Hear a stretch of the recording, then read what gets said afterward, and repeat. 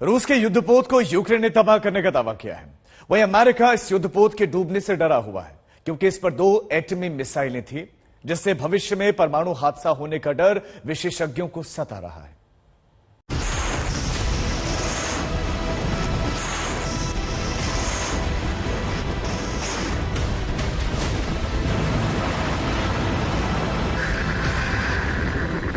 अप्रैल 2021, जगह काला सागर। रूसी युद्धपोत मोस्कवा से एक सुपरसोनिक मिसाइल दागी जाती है।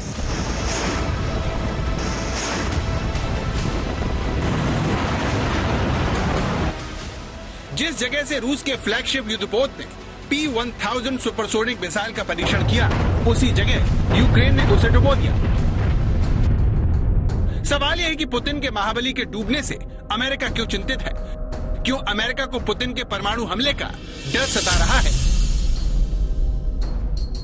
इन सवालों की वजह ये रूस की सेना का सबसे अहम युद्धपोत है, जो अकेले ही यूक्रेन को दहराने में जुटा हुआ था।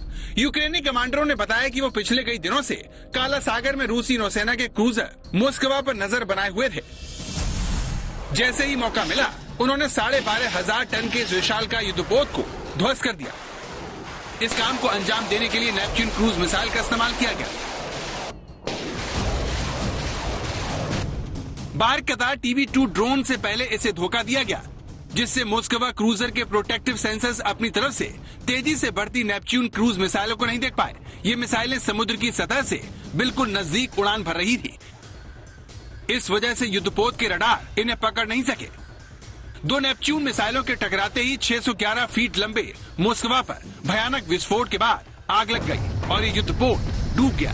दुनिया भर के जानकारों का दावा है कि युद्धपोत P-1000 सुपरसोनिक मिसाइलों से लैस था। माना जा रहा है कि मोस्कवा से नेपच्यून मिसाइलों के टकराने से ये युद्धपोत पानी में डूबा, जिसके बाद दुनिया भर के एक्सपर्ट किसी परमाणु हादसे की आशंका से डरे हुए हैं, क्योंकि समंदर में परमाणु हथियारों से लैस सुपरसोनिक मिसाइल कभी भी किसी बड़े खतरे की वजह बन सकती है।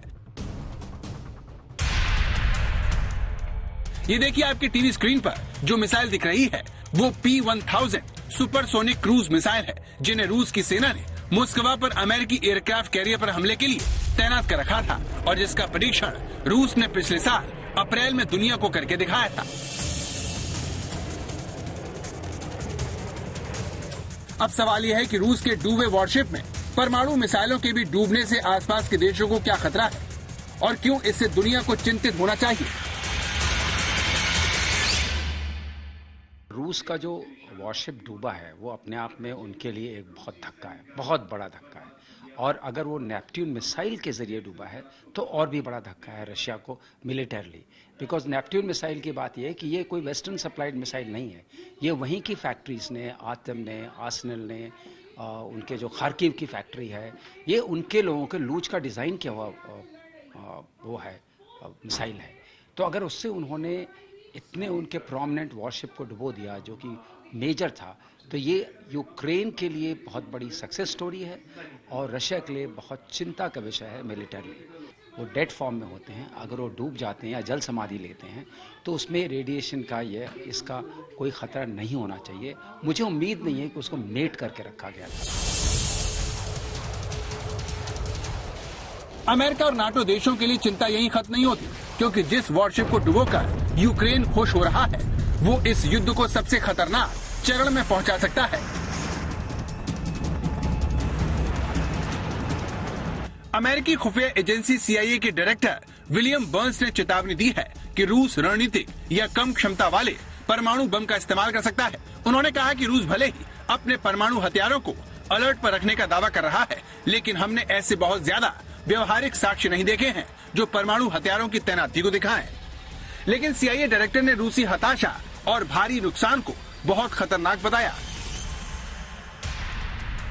रणनीतिक या कम क्षमता के परमाणु हथियार उन्हें कहा जाता है जो युद्ध क्षेत्र में इस्तेमाल के लिए डिजाइन किए जाते हैं। कई विशेषज्ञों का कहना है कि रूस के पास ऐसे करीब 2000 परमाणु बम हैं, जिन्हें एयरफोर्स, नेवी और जमीनी सेना की मदद से शत्रु के खिलाफ दागा जा सकता है।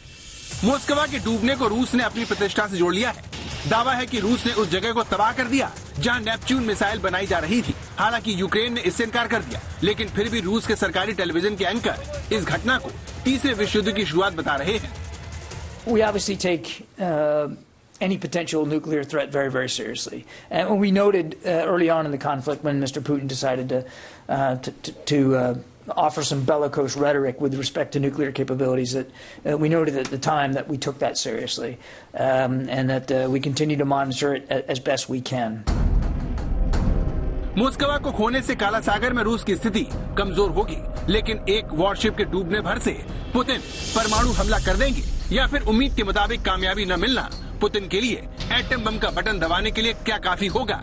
इस बारे में हमने एक्सपर्ट से पूछा।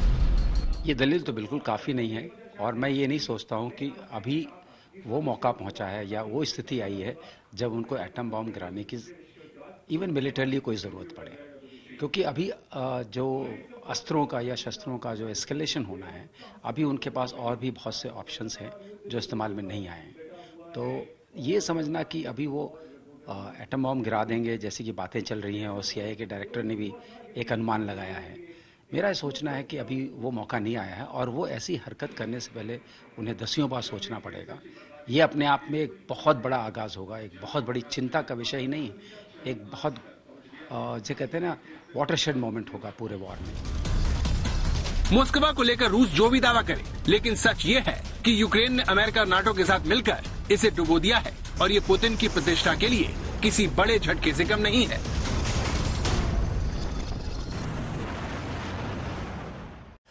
रूस और यूक्रेन के बीच में युद्ध में तबाही ही तबाही है और तबाही बर्बादी की तमाम सीमाएं टूट चुकी हैं।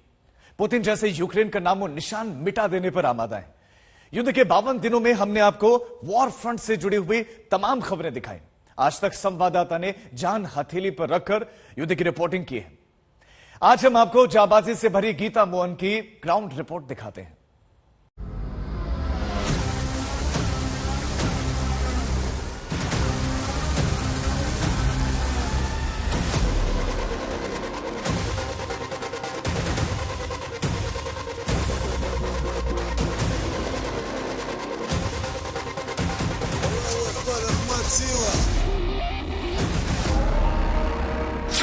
दुनिया के सबसे खूंखार लड़ाकों के गढ़ में पहुंचा आज तक।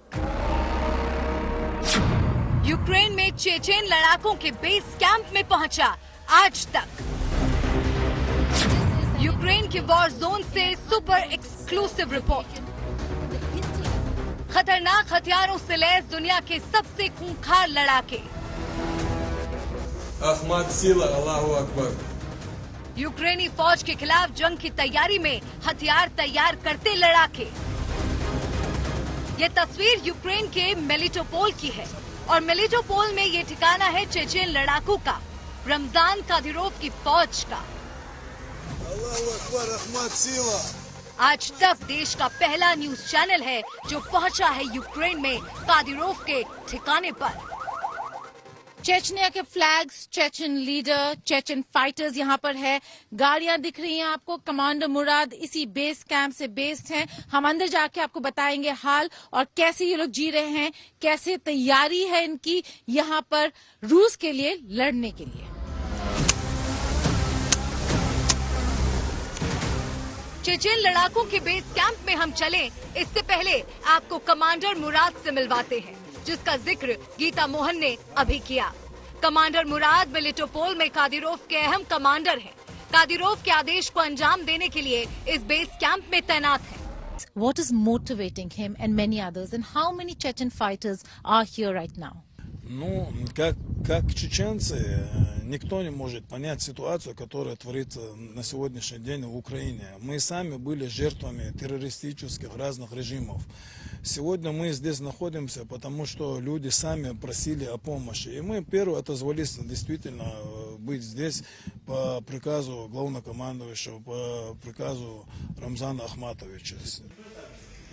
कमांडर मुराद से बात करने के बाद आज तक उस बिल्डिंग में पहुंचा जिसे चेचेन लड़ाकों ने अपना बेस कैंप बना रखा है। जो चेचन फाइटर्स का बेस कैंप है वहां पहुंच गए हैं। एक बिल्डिंग को उन्होंने अपना बेस कैंप बना लिया है। कमांडर मुराद ने जैसे कहा था कि वो यहाँ पर अपने लड़कों के साथ आए हुए हैं और ये देखिए सब रमजान का महीना है तो सबने अपनी इफ्तारी कर लिया है, खाना खा लिया है और अब यहाँ पर वो अभी तैयारी कर रहे हैं कल का। यहाँ पे आप देखेंगे चेचन फाइटर्स हैं, उनके सारे जो असले हैं, उनके वेपन्स, एम्युनिशन सब यहीं पर है।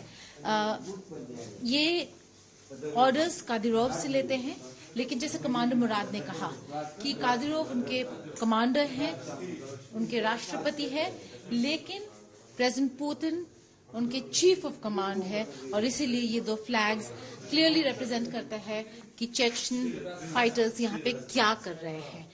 एक जमाना था जब वो रूस के अगेंस्ट लड़ते थे, आज वो रूस के साथ खड़े होके यूक्रेन के खिलाफ लड़ रहे हैं। चेचन लड़ाके दुनिया के सबसे खौफनाक लड़ाके माने जाते हैं। दरिंदगी को लेकर वो कुख्यात हैं। आरोप है कि बूचा नरसंहार में चेचन लड़ाके ही शामिल थे। यूक्रेन के खिलाफ जंग में चेचन लड़ाके बढ़ चढ़कर हिस्सा ले रहे हैं। कीव, मारियोपोल, खेर्सन, तमाम जगहों से चेचन लड़ाकों के लड़ने के वीडियो आ चुके हैं। गीता मोहन, मिलिटोपोल, आज तक। रूस ने एक बार फिर खुलासा किया है कि अमेरिका पानी के रास्ते बीमारी फैलाने की साजिश रच रहा है। दरअसल यूक्रेन में अमेरिका के फंड से कुछ बायो लैब चल रहे हैं, जिसे प्रोजेक्ट 3007 नाम दिया गया। रूस इसी प्रोजेक्ट को साजिश का नाम दे रहा है।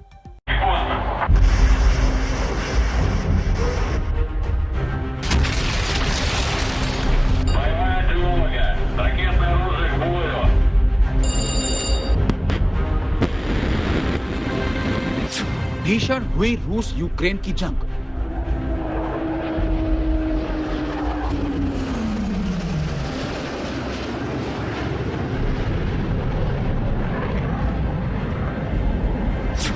अमेरिका को एटमी युद्ध का डर।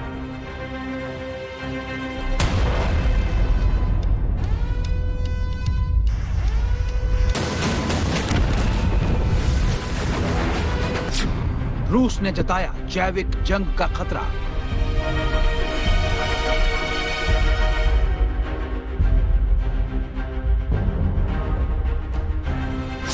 रूस के खिलाफ अमेरिका का प्रोजेक्ट 3007। जंग तो रूस और यूक्रेन में हो रही है, लेकिन तलवारें खिंची हैं रूस और अमेरिका के बीच। CIA ने रूस से एटमी जंग का खतरा जताया तो रूस दस्तावेजों के साथ नए दावे के साथ सामने आ गया कि यूक्रेन में अमेरिका रूस के खिलाफ जैविक युद्ध की साजिश रच रहा है। कल मॉस्को में रूसी सेना के रेडिएशन, केमिकल और बायोलॉजिकल डिफेंस फोर्स के प्रमुख इगोर किरिलोव ने एक प्रेस कॉन्फ्रेंस की। प्रेस कॉन्फ्रेंस में इगोर किरिलोव ने यूक्रेन में अमेरिका के चल रहे प्रोजेक्ट 3007 पर नया खुलासा किया। रूस का आरोप है कि अमेरिकी शोधकर्ताओं की निगरानी में यूक्रेन के स्पेशलिस्ट पानी के रास्ते रोग फैलाने की साजिश पर काम कर रहे हैं। रूस के मुताबिक प्रोजेक्ट के तहत नीपर, डेन्यूब, नीस्टर और उत्तरी क्रीमिया नहर से पानी के सैंपल उठाए गए हैं और उसमें कॉलेरा, टाइफॉइड, हेपेटाइटिस ए और ई फैलाने वाले खतरनाक रोगाणुओं की पहचान की जा रही है।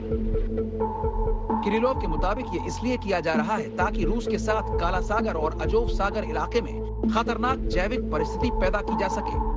रूस का दावा है कि पूर्वी यूरोपीय देश बेलारूस, मोल्डोवा और पोलैंड भी जैविक युद्ध के निशाने पर हो सकते हैं। रूस का यह भी दावा है कि अमेरिकी वैज्ञानिकों ने 2019 से 2021 के बीच खार्किव की मेरिफा की प्रयोगशाला में क्लिनिकल साइकेट्रिक अस्पताल के मरीजों पर इस खतरनाक सैंपल का परीक्षण किया था। मानसिक विकार के रोगियों पर यह परीक्षण किया गया था। किरिलोव के मुताबिक इस साल जनवरी में खार्किव की प्रयोगशाला को बंद कर उसे दूसरे इलाके में शिफ्ट कर दिया गया। रूस का दावा है कि इस साल जनवरी में यूक्रेन ने 50 से ज्यादा ड्रोन्स की खरीद की और इन ड्रोन्स के जरिए ही जैविक पदार्थों का इस्तेमाल हो सकता है। आज तक ब्यूरो।